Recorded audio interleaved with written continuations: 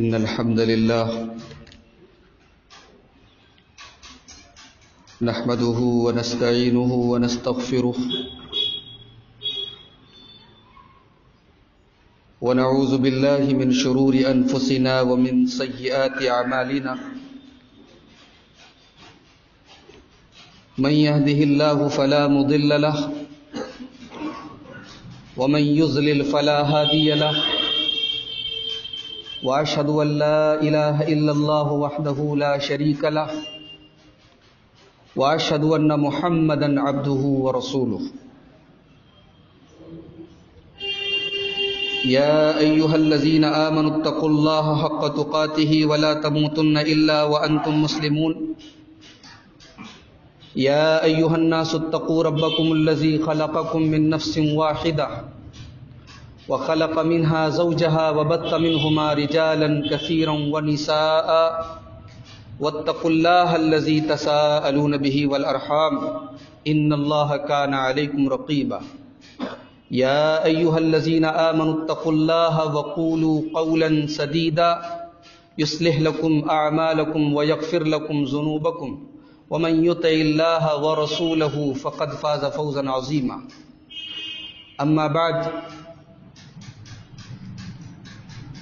فإن خير الحديث كتاب الله وخير الهدي هدي محمد صلى الله عليه وسلم وشر الأمور محدثاتها وكل محدثة بدعة وكل بدعة ضلالة وكل ضلالة في النار. أعوذ بالله من الشيطان الرجيم. بسم الله الرحمن الرحيم. قل هو الذي أنشأكم وجعل لكم السمع والأبصار والأفئدة قليلا ما تشكرون. معزز حاضرین،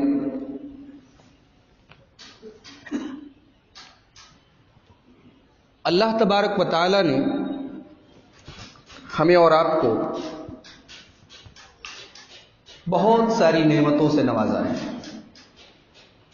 وَآتَاكُم مِّن كُلِّ مَا سَأَلْتُمُوهُ،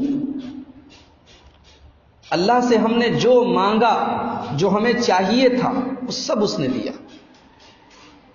وَإِن تَعُدُّوا نِعْمَةَ اللَّهِ لَا تُحْصُوهَا، اللہ کی نعمتیں اتنی ہیں کہ اگر ہم شمار کرنا چاہیں، گننا چاہیں تو گن نہیں سکتے.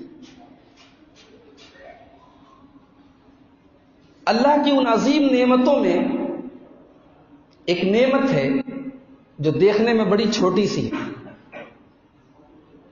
لیکن اپنے فائدوں کے اعتبار سے بہت بڑی نعمت ہے، اور وہ نعمت ہے آنکھ کی نعمت. انسان کے جسم میں یہ چھوٹی چھوٹی دو آنکھیں بنائی ہیں اللہ تعالیٰ نے، ان کو آپ معمولی مت سمجھیں. یہ نہ ہو تو انسان کی زندگی بے رونق ہو جائے. یہ رنگین دنیا، یہ رنگین کائنات انسان کے لیے بے رنگ ہو جائے. اسی لیے اللہ تبارک و تعالیٰ نے قرآن میں جہاں پر بھی اپنی نعمتوں کا تذکرہ کیا ہے، وہاں آنکھوں کا ذکر خاص طور سے کیا ہے. أَلَمْ نَجْعَلْ لَهُ عَيْنَيْنِ وَلِسَانًا وَشَفَتَيْنِ وَهَدَيْنَاهُ النَّجْدَيْنِ، اے انسان، کیا ہم نے تیری زبان نہیں بنائی؟ کیا تیری دو آنکھیں نہیں بنائی؟ آج جمعہ کا دن ہے. آپ لوگوں نے فجر کی نماز میں امام صاحب نے اگر ان کو یہ سنت معلوم ہوگی تو پہلی رکعت میں سورہ سجدہ کی تلاوت کی ہوگی، آپ نے سنی ہوگی. ثم سواه ونفخ فيه من روحه وجعل لكم السمع والابصار والافئدة. انسان کو پیدا کرنے کے بعد، انسان کے اندر روح پھونکنے کے بعد اللہ تبارک و تعالی نے انسان کے کان بنائے، والابصار آنکھیں بنائی، والافئدہ دل بنائے. قلیلا ما تشکرون، میرے بندو تم بہت کم اللہ تعالیٰ کا شکر ادا کرتے ہو.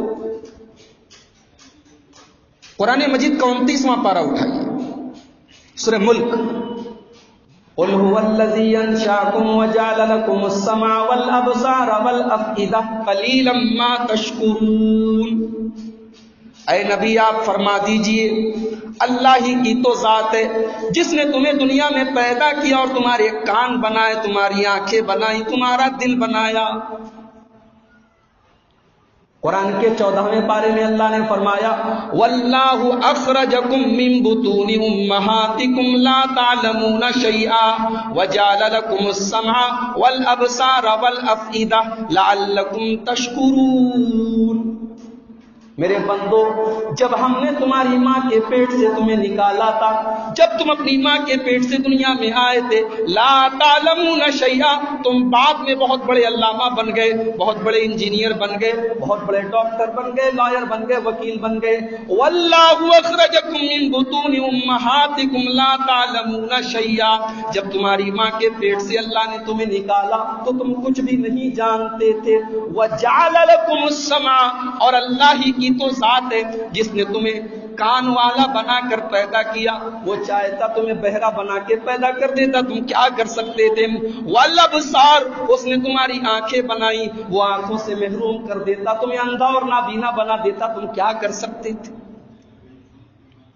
بڑی عظیم نعمت ہے یہ آنکھ، اور اسی لیے ان آنکھوں کو اللہ کے پیارے نبی جناب محمد رسول اللہ صلی اللہ علیہ وسلم نے حبیبہ کہا ہے۔ حبیبہ، حبیبہ جانتے ہیں؟ حبیب کا مطلب محبوب، حبیبہ کا مطلب محبوب چیز۔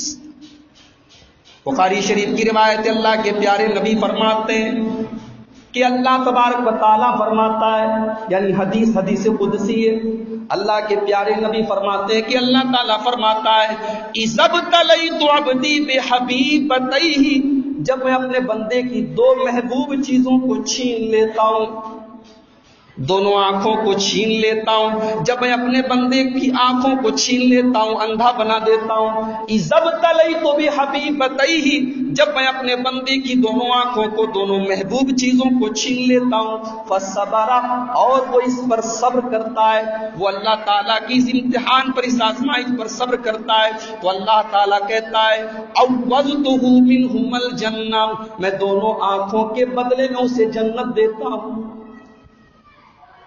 اتنی بڑی نعمت ہے یہ آنکھ۔ اللہ کی اس کائنات پر غور کرتے ہیں، ہم دیکھتے ہیں اسی آنکھ سے۔ یہ آنکھ نہ ہو تو انسان دنیا کو دیکھے گا کیسے، اور دنیا کو دیکھے گا نہیں تو اللہ کی وحدانیت کو پہچانے گا کیسے؟ ان فی خلق السماوات والارض واختلاف اللیل والنہار لآیات لأولی الالباب۔ میرے بندو، اس کائنات کے اوپر غور کرو، زمین کے اوپر غور کرو، آسمان کے اوپر غور کرو۔ جب تم اس کے اندر غور کرو گے تو عقل مند لوگوں کو نشانیاں ملیں گی۔ اب عقل مند کون لوگ ہیں؟ فرمایا الذین یذکرون اللہ قیاما وقعودا وعلی جنوبہم، عقل مند وہ لوگ ہیں جو کھڑے ہو کر بھی اپنے مالک کو یاد کرتے ہیں، بیٹھ کر بھی اپنے مولا کو یاد کرتے ہیں، لیٹ کر بھی اپنے مالک کو یاد کرتے ہیں۔ وَيَتَفَكَّرُونَ فِي خَلْقِ السَّمَاوَاتِ وَالْأَرْضِ، اور عقل مند وہ لوگ ہیں جو کائنات کے اوپر غور کرتے ہیں، جو زمین و آسمان کی پیدائش کے اوپر غور کرتے ہیں، اور جب غور کرتے ہیں تو اس نتیجے پر پہنچتے ہیں ربنا ما خلقت ھذا باطلا، اے اللہ تو نے اتنی لمبی چوڑی کائنات، اتنا لمبا چوڑا آسمان، اتنی لمبی چوڑی زمین بے مقصد تو نہیں بنائی ہے، بیکار تو نہیں بنائی ہے۔ سبحانک فقنا عذاب النار، اے اللہ ہم نے تجھے تیری کائنات کے ذریعے پہچان لیا ہے، اے اللہ ہم تیرے آگے سجدہ کرنے والے بن گئے، اے اللہ تو ہم کو بھی جہنم سے بچا لے۔ آنکھیں نہ ہو تو انسان اس کائنات کو دیکھ نہیں سکتا، اور جب دیکھے گا نہیں تو غور کیسے کرے گا؟ یہ آنکھیں ہیں جو انسان کو تدبر کی دعوت دیتی ہیں، تفکر کی دعوت دیتی ہیں، غور کی دعوت دیتی ہیں۔ افلا ينظرون الى الابل كيف خلقت، کیا تم نے کبھی دیکھا نہیں، کبھی غور نہیں کیا کہ یہ اونٹ اللہ تعالیٰ نے کتنی عجیب و غریب مخلوق بنائی ہے؟ وَإِلَى الْجِبَالِ كَيْفَ نُصِبَتْ، ذرا پہاڑوں کو جا کر کبھی دیکھو کہ اتنے بڑے بڑے پہاڑ اللہ تعالیٰ نے زمین پر کیسے جمائے۔ وَإِلَى السَّمَاءِ كَيْفَ رُفِعَتْ، کبھی آسمان کے اوپر غور کرو کہ اتنا اونچا آسمان اللہ تعالیٰ نے کیسے بلند کیا ہے. وَإِلَى الْأَرْضِ كَيْفَ سُطِحَتْ. اور کبھی غور کرو، کبھی موقع ملے تو دیکھو کہ یہ زمین اللہ تعالیٰ نے کیسے بچھائی ہے. یہ سارا کام ہم آنکھ سے کرتے ہیں. آنکھ ہی وہ چیز ہے جس سے اللہ کے خوف میں آنسو نکلتا ہے. اللہ کی آیتوں کو سن کر، اللہ کے عذاب کے بارے میں سن کر یہی آنکھ ہے جو روتی ہے. قرآن مجید کے 15ویں پارے میں اللہ نے اپنے نیک بندوں کا ذکر کرتے ہوئے فرمایا وَيَخِرُّونَ لِلْأَذْقَانِ يَبْكُونَ وَيَزِيدُهُمْ خُشُوعًا. میرے نیک بندوں کے سامنے جب اللہ کی آیتیں پڑھی جاتی ہیں، جب قرآن کی تلاوت کی جاتی ہے، وَيَخِرُّونَ لِلْأَذْقَانِ يَبْكُونَ، وہ سجدے میں گر جاتے ہیں، وہ رونے لگتے ہیں، ان کی آنکھوں سے آنسو بہنے لگتے ہیں. وَيَزِيدُهُمْ خُشُوعًا، اور ان کے دلوں میں اللہ کا ڈر اور زیادہ ہو جاتا ہے. نبی اکرم صلی اللہ علیہ وسلم فرماتے ہیں، ترمذی کی روایت ہے، لا یلیج النار رجل بکا من خشیت اللہ. جس آنکھ سے اللہ کے خوف میں آنسو بہتا ہو، جو آنکھ اللہ کے خوف میں آنسو بہاتی ہو، اس آنکھ والا جہنم میں نہیں جائے گا. لا یلیج النار رجل بکا من خشیت اللہ. اللہ کے خوف سے رونے والی آنکھیں جہنم میں نہیں جا سکتی ہیں.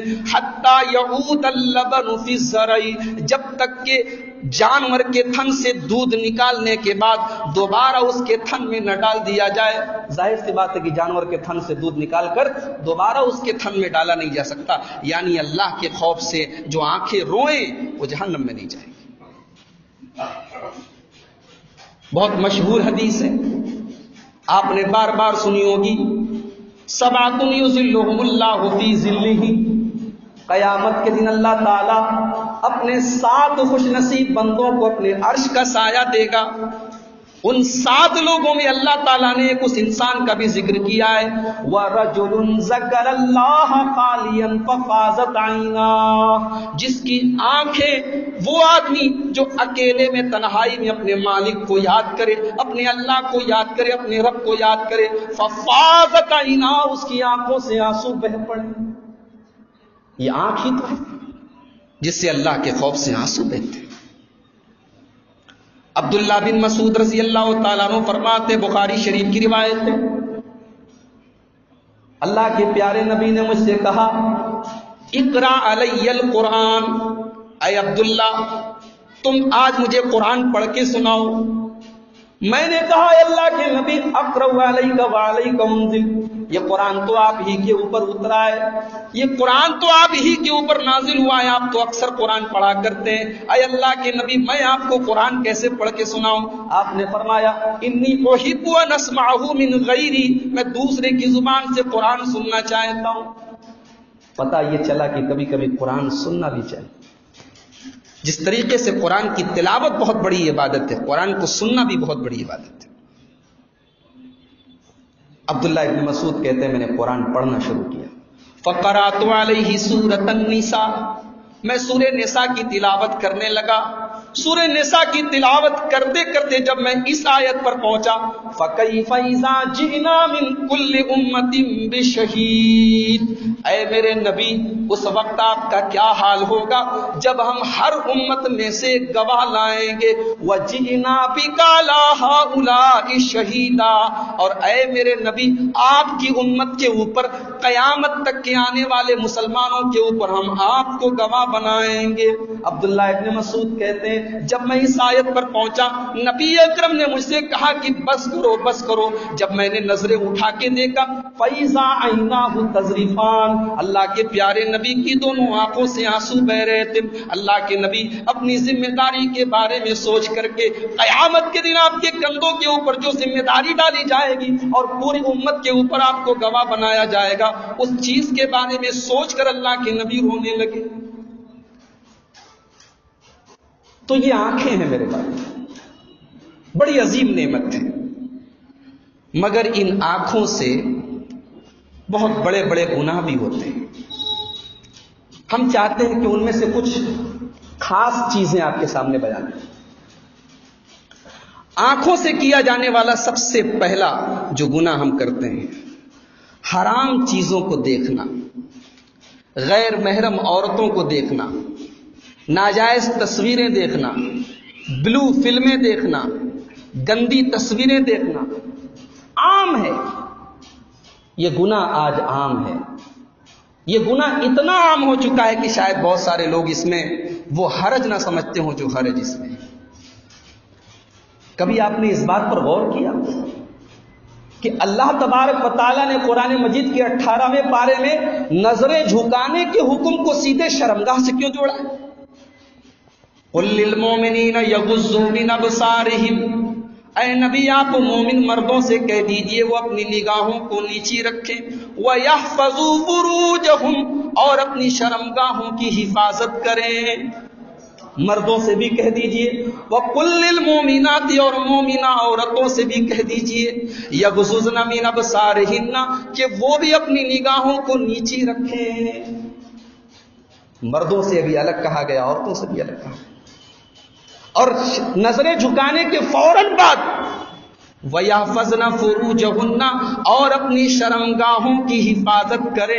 یعنی جب تم نظروں کو آزاد چھوڑ دو گے، جب تم نظروں کا غلط استعمال کرو گے، جب تم نگاہوں سے غلط چیزوں کو دیکھو گے تو شرمگاہ کا بھی غلط استعمال کرو گے، شرمگاہ کی حفاظت نہیں ہو سکتی۔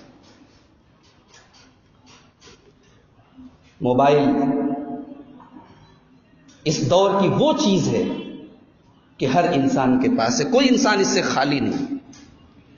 اس موبائل نے گناہوں کو آسان کر دیا۔ اب اللہ کا تقوی ہی آپ کو بچا سکتا ہے گناہ سے، اور کوئی چیز بچا نہیں سکتی۔ اس لیے کہ اس موبائل نے ایسے موقع دے دیا آپ کو، آپ ہیں، موبائل کی اسکرین ہے، انٹرنیٹ کا نیٹ پیک ہے، بند کمرہ ہے، گناہوں کا پورا بازار موجود ہے۔ اب آپ کو بچانے والی اگر کوئی چیز ہے تو اللہ کا خوف اور اللہ کا ڈر۔ ایک حدیث سنا رہا ہوں، اس حدیث کو سنیے اور پھر ایک عجیب و غریب بات بتانے جا رہا ہوں۔ اللہ کے پیارے نبی فرماتے ہیں، ترمذی کی روایت ہے، لا یخلون رجل بامرأۃ، خبردار کوئی مرد کسی عورت کے ساتھ تنہائی نہ اختیار کرے، کوئی مرد کسی اجنبی عورت کے ساتھ، کسی غیر محرم لڑکی کے ساتھ اکیلے میں نہ رہے، الا ثالثہما الشیطان، اس لیے کہ جب ایک مرد اور عورت تنہائی میں رہیں گے تو وہاں پر ایک تیسرا بھی ہوتا ہے، اور وہ تیسرا شیطان ہوتا ہے۔ آج موبائل آپ کے پاس ہے، تمام طریقے کی گندی تصویریں اور فلمیں انٹرنیٹ کے اوپر موجود ہیں، اور ذرا سا ٹچ آپ کو کرنا ہے، ذرا سے کلک سے آپ دور ہیں۔ آپ اپنے بستر پر لیٹے، موبائل آپ کے ہاتھ میں، وہ تمام چیزیں آپ دیکھ رہے ہیں۔ اللہ کے پیارے نبی کی اس حدیث کو اپنے سامنے رکھیے، اور آپ نے جو فرمایا ہے کہ تیسرا شیطان ہوتا ہے، یقیناً وہی سچویشن آج ہمارے ساتھ بھی ہے۔ ہم اور موبائل تو ہیں ہی، تیسرا شیطان بھی ہے، وہ شیطان ہے جو ہمیں ان تمام چیزوں کو دیکھنے پر اکسا رہا ہے، ابھار رہا ہے۔ حضرت جریر بن عبداللہ ایک صحابی، مسلم شریف کی روایت، کہتے ہیں کہ میں نے اللہ کے نبی سے پوچھا کہ اللہ کے نبی، اچانک کسی عورت پر نظر پڑ جائے تو کیا ہو؟ میں راستہ چل رہا ہوں، کوئی بے پردہ عورت اچانک میرے سامنے آ گئی تو کیا مسئلہ ہے اللہ کے نبی؟ صحابہ کرام کا تقوی دیکھو، صحابہ کرام کا تقوی دکھاوٹی اور بناوٹی نہیں تھا، جو چیز ہے وہ ہے۔ یہ برائی ہے سماج میں، ہم اور آپ آنکھ تو نہیں بند کر کے راستہ چل سکتے۔ نئی سڑک اور دال منڈی کی گلیوں سے آپ گزریں گے تو بے حیائی کے اس ماحول میں غیر محرم لڑکیاں، بے پردہ لڑکیاں تو آپ کے سامنے سے آئیں گی۔ تو یہ حالات ہیں، سچویشن ہے۔ اب بتائیے اللہ کے نبی مسئلہ کیا ہے؟ مسلم شریف کی روایت ہے، اللہ کے نبی نے فرمایا اپنی نگاہیں پھیر لو۔ سألت رسول اللہ صلی اللہ علیہ وسلم عن نظر الفجأۃ، میں نے اللہ کے نبی سے پوچھا کہ اچانک اگر کسی عورت کے اوپر نظر پڑ جائے تو کیا حکم ہے؟ فأمرنی ان اصرف بصری، تو اللہ کے نبی نے حکم دیا نگاہیں اپنی پھیر لو۔ اور ابو داؤد شریف کی ایک حدیث اپنے سامنے رکھی ہے.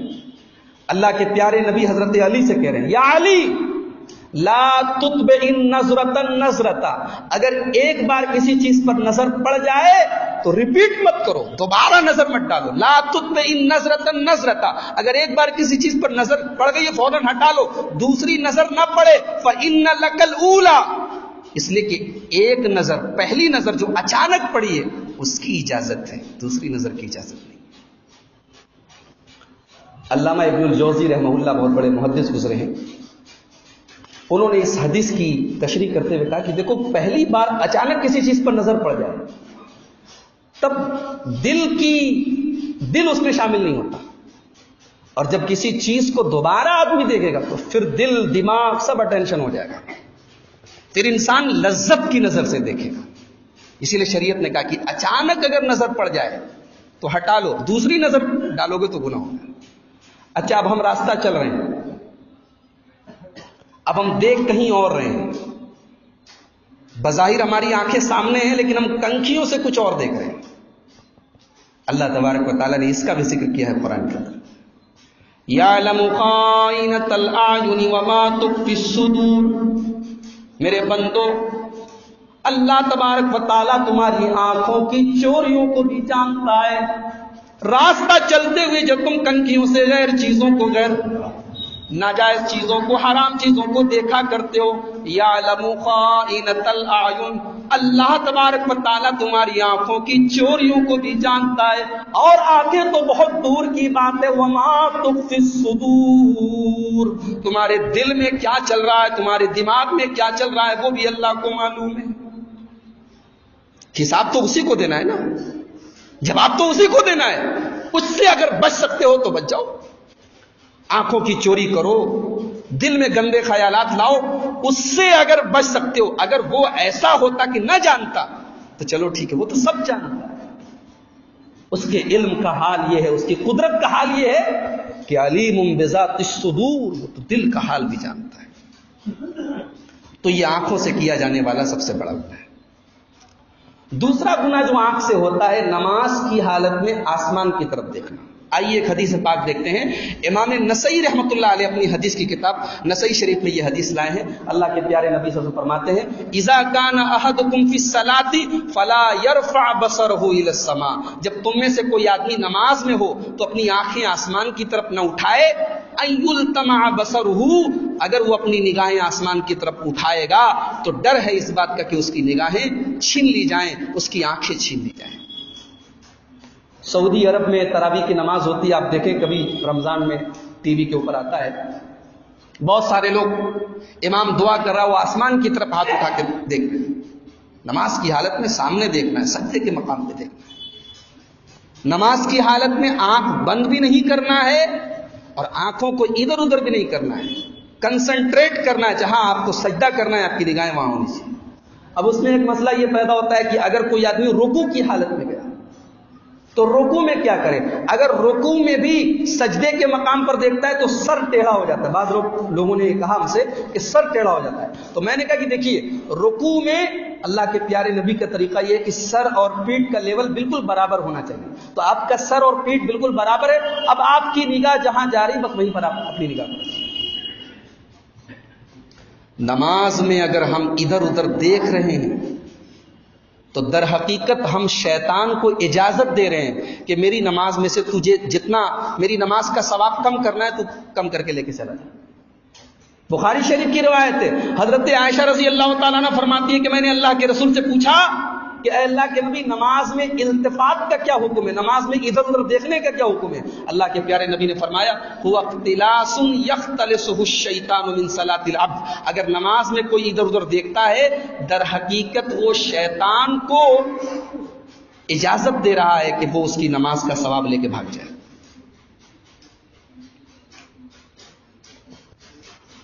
آنکھوں سے کیا جانے والا ایک بہت بڑا گناہ جو حدیث میں بتایا گیا ہے، جھوٹا خواب بیان کرنا.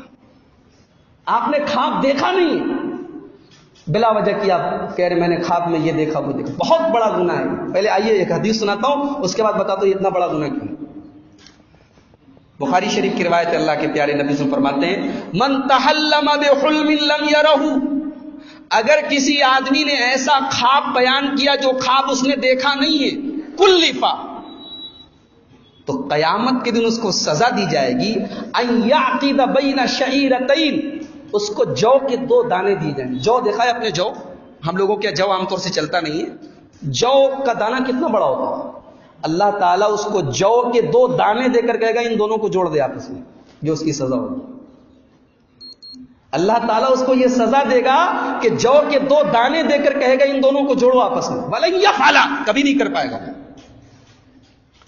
وَمَنِ اسْتَمَعَ إِلَىٰ قَوْمٍ وَهُمْ لَهُ كَارِهُونَ، اور اگر کوئی آدمی کسی کے گھر کے دروازے پہ ان کی باتیں سنے جس کو وہ لوگ پسند نہیں کرتے، کوئی آدمی پسند نہیں کر رہا ہے اس کی بات آپ سنیں، آپ چوری سے سن رہے، جاسوسی کر رہے ہیں، تو صب فی اذنہ الآنک یوم القیامہ، اللہ کے پیارے نبی فرماتے کہ اس کے کان میں سیسا، چھوٹی سین سے سیسا لوہے کو بولتے ہیں، اور بڑی سین سے یہ والا شیشہ ہوتا ہے، چھوٹی سین والا سیسا پگھلا کے اس کے کان میں، یعنی لوہا پگھلا کے اس کے کان میں ڈالا جائے گا جو دوسروں کی چوری سے بات سنتا ہے۔ ومن صور صورتا، اور جو فیگر بنائے گا، ایک صاحب نے فون کیا مجھے، فیگر والی ساڑی مولوی صاحب آپ کی طرف سے بہت آ رہی، مدن پورہ کے تھے، بولے آپ کی طرف سے بہت آ رہی ہے، اس کا مطلب لوگ چلوا رہے ہیں۔ دیکھو کتنا آدمی حلال اور حرام کے معاملے میں بے حس ہوتا جا رہا ہے۔ ایک زمانہ تھا، میں نے دیکھا ہے، سنا ہے اپنے بزرگوں سے، کہ فیگر کے تعلق سے اتنی احتیاط تھی ہماری انصاری برادری میں کہ لوگ فیگر والے کے ہاں دعوت نہیں کھاتے تھے، ہے کہ نہیں ایسا؟ آج بھی ہے لوگ، لیکن آج عام بات ہوتی چلی جا رہی ہے، اس میں منافع زیادہ ہے، اس میں سال بھر چلتا ہے۔ یہ حدیث سنیے آپ، من صور صورتا، جو تصویر بناتا ہے، جو تصویر کا کام کرتا ہے، عذبا، اس کو عذاب دیا جائے گا قیامت کے دن۔ کیا عذاب دیا جائے گا؟ ان ينفخ فیہا، کہ تصویر کے اندر پھونکو، کیسے پھونکے گا؟ اس کے اندر روح پھونکو، کیسے پھونکے گا؟ ولیس بنافخ۔ تو مدن پورہ سے ایک صاحب کا فون ہے کہ آپ کی طرف سے فیگر کی ساڑیاں بہت آ رہی ہمارے پاس ڈائی کرنے کے لیے، تو کر سکتے ہیں کہ نہیں کر سکتے؟ میں نے کہا کہ دیکھیے ایسا ہے، قرآن حکیم میں اللہ تعالیٰ نے فرمایا تعاونوا علی البر والتقوی ولا تعاونوا علی الاثم والعدوان، نیکی اور تقوی کے کاموں میں ایک دوسرے کی مدد کرو اور برائی اور زیادتی کے کاموں میں ایک دوسرے کی مدد مت کرو۔ یہ اصول بتا دیا قرآن۔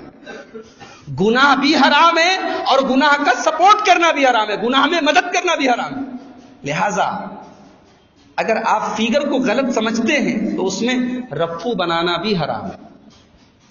اور میں نے کہا کہ اگر 2 منٹ کے لیے آپ گنجائش نکال لیں کہ ہم جو ہے بنوا تھوڑی رہے ہیں، ہم اس کو تیار تھوڑی کرا رہے ہیں، ہم تو اس پر جاب ورک کر رہے ہیں، اگر کوئی یہ تعویل کرے تو میں نے کہا کہ اللہ کے نبی نے حدیث میں، بخاری شریف کی حدیث میں فرمایا کہ حلال بھی بالکل کلیئر ہے، حرام بھی بالکل کلیئر ہے، وبینہما امور مشتبہات، دونوں کے بیچ میں کچھ ڈاؤٹ والی چیزیں ہیں، ان سے بھی بچو، اس لیے کہ ڈاؤٹ والی چیزیں بھی حرام کی طرف لے کر جاتی ہیں۔ میں نے کہا کہ کم سے کم ڈاؤٹ تو ہے، یہ تو آپ کو بھی ماننا پڑے گا، لہٰذا ایسی چیز سے پرہیز کریں۔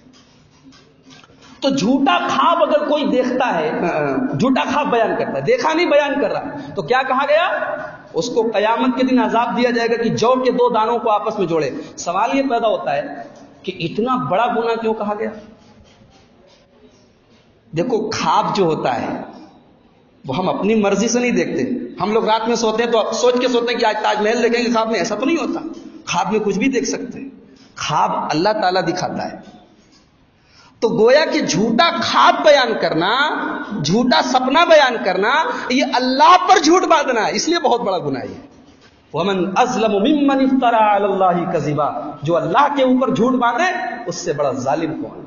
لہٰذا اس لیے کہا گیا کہ خواب، جھوٹا خواب بیان کرنا یہ آنکھوں سے کیا جانے والا بہت بڑا گناہ ہے۔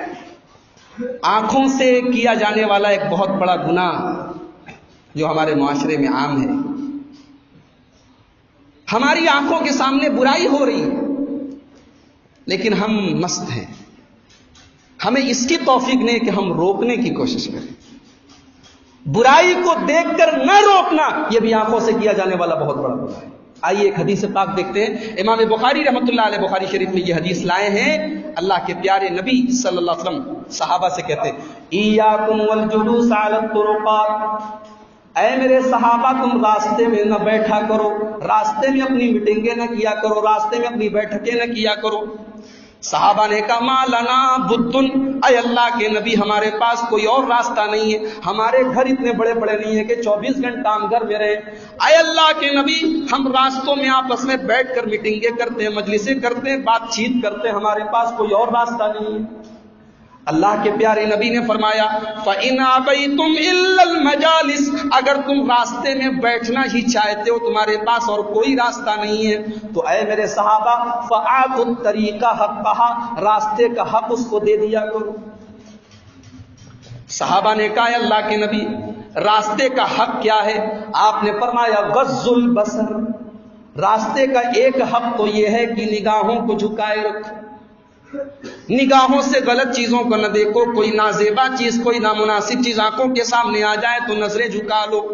وَكَفُّ الْأَذَىٰ، اور راستے میں کوئی تکلیف کی چیز ہے جس سے لوگوں کو تکلیف ہو رہی اس کو ہٹا دو۔ وَرَدُّ السَّلَامِ، اور سلام کا جواب دو۔ وَأَمْرٌ بِالْمَعْرُوفِ، اور نیکی کا حکم دو۔ وَنَهْيٌ عَنِ الْمُنکَرِ، اور برائی سے روکو۔ نیکی کا حکم دیں اور برائی سے روکے، یہ راستے کا حق ہے۔ آپ راستے پہ چل رہے ہیں، دو لوگوں کے بیچ میں جھگڑا ہو رہا ہے، آپ کے محلے کے ہیں، آپ کے پڑوسی ہیں، آپ بیچ میں صلح کرا سکتے ہیں، لیکن آپ کھڑے ہو کے سائیکل روک کے، بائک روک کے آپ بھی کھڑے ہو گئے کہ ہم بھی تھوڑا تماشا دیکھیں، یہ اسلامی طریقہ نہیں ہے میرے بھائی۔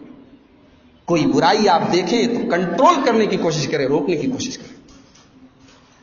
آنکھوں سے کیا جانے والا ایک بہت بڑا گناہ مرد کی شرمگاہ دیکھنا، مرد کا عورت کی شرمگاہ دیکھنا، یہ تو حرام ہے ہی ہے۔ عورت کا مرد کی شرمگاہ دیکھنا یہ تو حرام ہے ہی۔ مرد کا مرد کی شرمگاہ اور عورت کا عورت کی شرمگاہ دیکھنا بھی حرام ہے۔ اللہ کے پیارے نبی صلی اللہ علیہ وسلم فرماتے ہیں، مسلم شریف کی روایت، لا ينظر الرجل الى عورت الرجل، مرد کی شرمگاہ نہ دیکھے، ولا المرأة الى عورت المرأة، اور عورت کی شرمگاہ نہ دیکھے، ولا يفضي الرجل الى الرجل في الثوب الواحد، اور مرد دوسرے مرد کے ساتھ ایک کپڑے میں، ایک چادر میں نہ سوئے۔ کیا شریعت ہے، کیا دین ہے۔ ایک مرد دوسرے مرد کے ساتھ ایک چادر میں سوئے گا تو اس میں بھی برائیوں کے امکانات ہیں۔ ایک عورت کے ساتھ سوئے گی تو اس میں بھی امکان ہے۔ شیطان ہے، تنہائی ہے، انسان کا نفس ہے، برائی کے بہت سارے راستے ہیں۔ اسلام وہ پاکیزہ مذہب ہے، وہ صاف ستھرا مذہب ہے کہ اس نے مرد کو مرد کے ساتھ بھی ایک چادر میں اور عورت کو عورت کے ساتھ بھی ایک چادر میں سونے سے منع کیا ہے۔ آنکھوں سے کیا جانے والا ایک بہت بڑا گناہ یہ بھی ہے، چوری سے کسی کے مکان میں تاک جھانک کرنا۔ ایک حدیث دیکھیے، بخاری شریف کی روایت، اللہ کے نبی فرماتے ہیں من اطلع فی بیت قوم، اگر کوئی کسی کے گھر میں بلا اجازت تاک جھانک کرتا ہے، حل لهم ان يفقهوا عینه، تو وہ لوگ اس کی آنکھ پھوڑ سکتے ہیں، شریعت جائز کہتی ہے۔ آپ کے مکان میں اگر کوئی تاک جھانک کرے تو شریعت نے آپ کو یہ پاور دیا ہے، یہ اتھارٹی دی ہے، یہ اجازت دی ہے کہ آپ اس کی آنکھ پھوڑ سکتے ہیں، آپ کے اوپر کوئی سزا نہیں ہوگی، کوئی جرمانہ نہیں ہوگا۔ اور بخاری شریف کی ہی روایت ہے، امام بخاری کتاب اللباس میں لائے ہیں، حضرت سہل بن سعد کہتے ہیں کہ ایک آدمی نے اللہ کے نبی کے مکان کے ایک سوراخ میں تاکنے جھانکنے کی کوشش کی، اور اللہ کے نبی کنگھی لے کر بالوں میں کنگھی کر رہے تھے۔ اچھا، امام بخاری کا دماغ دیکھیے، امام بخاری یہ حدیث لائے کتاب اللباس میں، پوری حدیث میں کہیں لباس کا ذکر نہیں ہے، لیکن حدیث میں بالوں میں کنگھی کرنے کا ذکر ہے۔ پتہ یہ چلا کہ جب بالوں میں کنگھی کرنا نبی کی سنت ہے تو کپڑا بھی صاف ستھرا رکھو، لباس بھی صاف ستھرا رکھو۔ جو آدمی بالوں میں کنگھی کرے گا اپنا کپڑا بھی وہ صاف ستھرا رکھے گا۔ گندا میلا کچیلا کپڑا پہننا یہ نبی کی سنت کے خلاف ہے، اس لیے امام بخاری یہ حدیث کتاب اللباس میں لائے۔ تو اللہ کے نبی کنگھی کر رہے ہیں اور ایک آدمی اس مکان کے سوراخ میں جھانک رہا ہے۔ نبی اکرم کو پتا چلا، آپ نے بلوایا اسے، کہا کہ اگر مجھے پتا چل جاتا کہ تم جھانک رہے ہو تو اسی سوراخ میں کنگھی ڈال کے تمہاری آنکھ میں ڈال دیتا، لتان تو بہا فی عینیک، اسی کنگھی کو تمہاری آنکھ میں ڈال دیتا میں۔ انما جعل الاذن من قبل الابصار، اللہ کے نبی نے فرمایا کہ اجازت لینے کا جو مسئلہ ہے شریعت میں کہ کسی کے مکان میں جاؤ تو اجازت لے کے جاؤ، وہ اسی لیے تو یہ مسئلہ ہے کہ اچانک آپ کی نظر کسی ایسی چیز پر نہ پڑ جائے جو نامناسب، حتیٰ کہ بچوں کو حکم دیا گیا کہ اماں ابا کے کمرے میں جاؤ تو اجازت لے کے جاؤ، قرآن کی آیت ہے۔ یہ حکم کیوں دیا گیا؟ تاکہ کوئی نامناسب منظر آنکھوں کے سامنے نہ آئے۔ تو اللہ کے پیارے نبی نے فرمایا کہ یہ حکم اسی لیے دیا گیا۔ آنکھوں سے کیا جانے والا ایک گناہ یہ بھی ہے کہ آدمی دوسروں کے عیب تلاش کرتا ہے، ٹوہ میں رہتا ہے کہ کس کے اندر کون سی کمی ہے۔ یہ آنکھوں کا بہت غلط استعمال ہے۔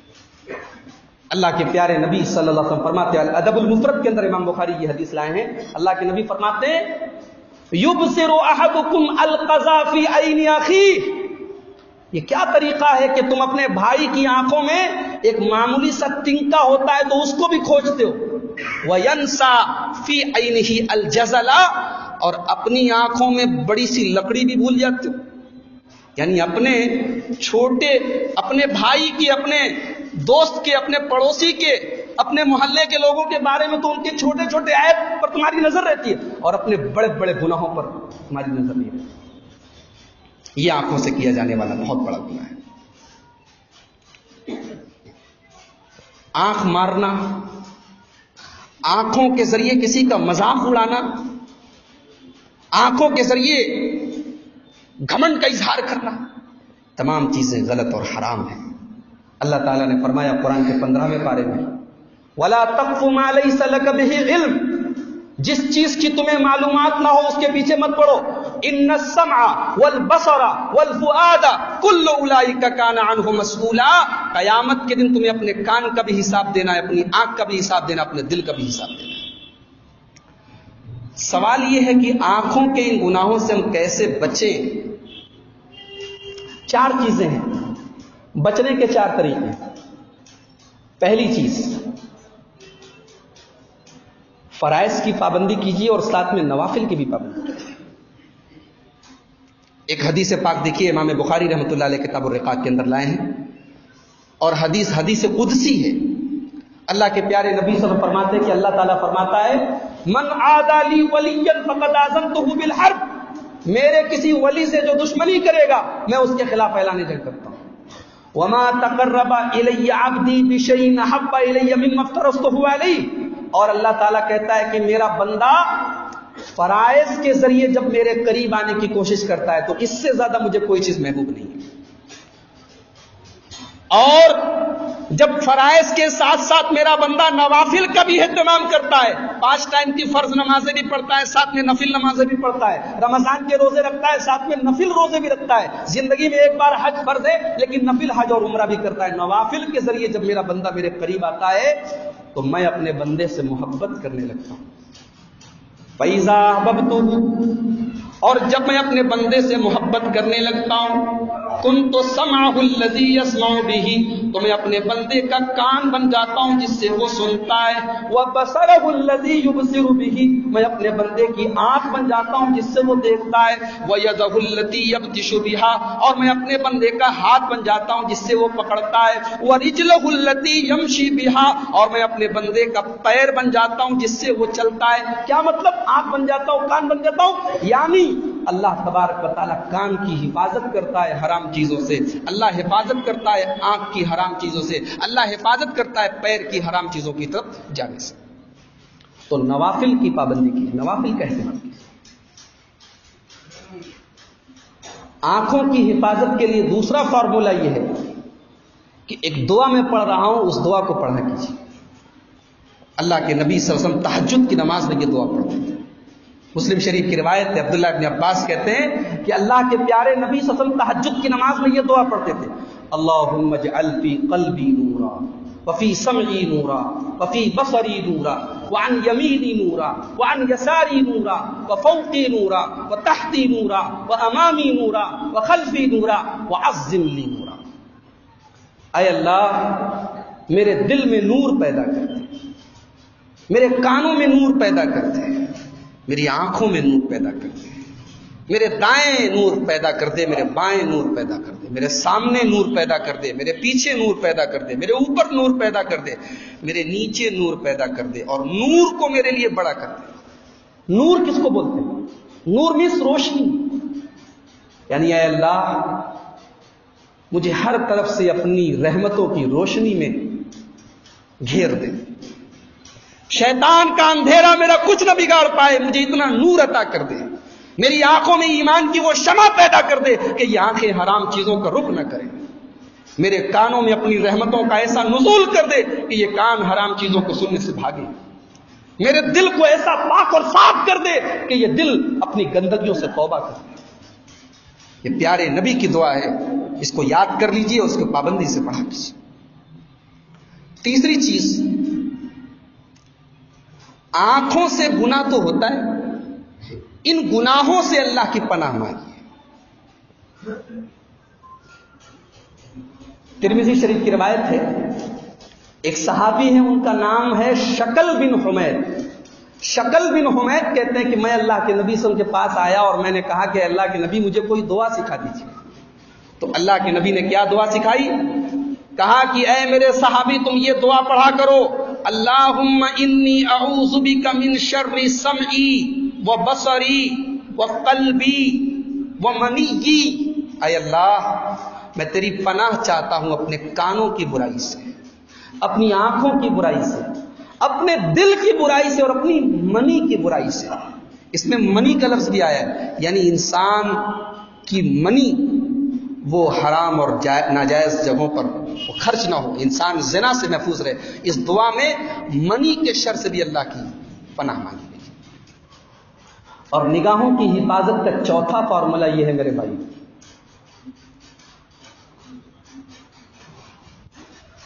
نکاح صحیح ٹائم کیا جائے۔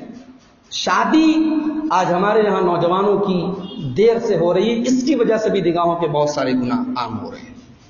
اللہ کے پیارے نبی صلی اللہ علیہ وسلم صحابہ سے کہتے ہیں، یا معشر الشباب من استطاع منکم الباءۃ فلیتزوج، اے نوجوانوں شادی کی طاقت ہے تو فوراً شادی کرو، فإنہ اغض للبصر واحسن للفرج، اس لیے کہ شادی کرنے سے انسان کی آنکھیں جھک جاتی ہیں، انسان آنکھوں سے گناہ کرنے سے بچ جاتا ہے، حرام چیزوں کو دیکھ کر اس کی آنکھیں آٹومیٹک جھک جاتی ہیں، وہ احسن للفرج، اور انسان کی شرمگاہ محفوظ ہو جاتی ہے۔ تو میرے بھائیوں، یہ نگاہوں کے چند اہم گناہ تھے آنکھوں سے کیے جانے والے، اور ان سے حفاظت کے چند طریقے تھے جو قرآن و سنت کی روشنی میں آپ کے سامنے بیان کیے گئے۔ آئیے ہم اللہ سے دعا کریں، اللہ تعالی ہم سب کو اپنی آنکھوں کی حفاظت کرنے کی توفیق عطا فرمائے۔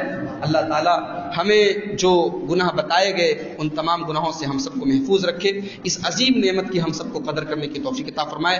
اللہ تبارک و تعالی ہمارے نوجوانوں کو خاص طور سے ان کے حق میں دعا کرتا ہوں، اللہ ان کو نگاہوں کے غلط استعمال سے بچائے اور ان آنکھوں کو توفیق دے کہ یہ اللہ کے خوف میں یہ آنسو بہائیں، یہ آنکھیں اللہ کے خوف سے روئیں۔ اللہ تعالیٰ ان آنکھوں کو اس کی توفیق عطا فرمائے۔ آمین۔ وآخر دعوانا الحمدللہ رب العالمین۔ السلام علیکم ورحمۃ اللہ وبرکاتہ۔